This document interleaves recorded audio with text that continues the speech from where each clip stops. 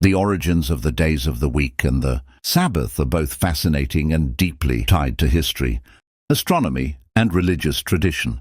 Here's a breakdown. Origins of the days of the week. 1. Astronomical influence.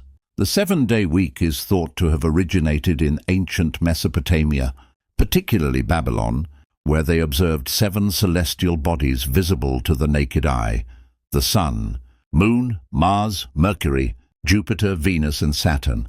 These were associated with specific gods and governed the names of the days.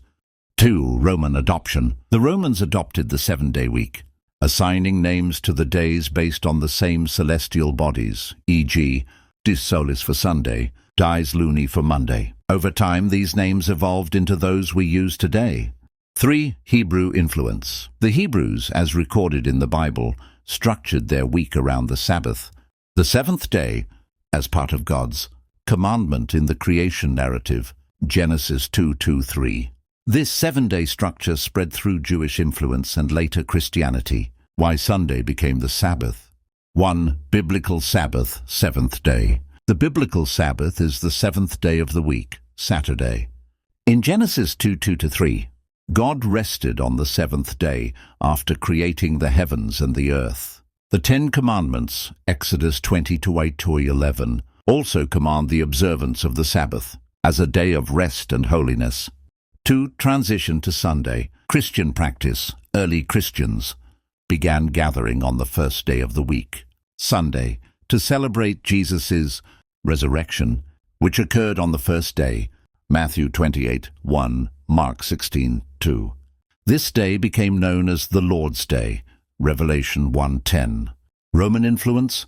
In AD 321, Emperor Constantine, the first Christian Roman emperor, decreed Sunday a day of rest, aligning it with Christian practices and pagan sun worship, thus solidifying Sunday as a day of worship in the Western world.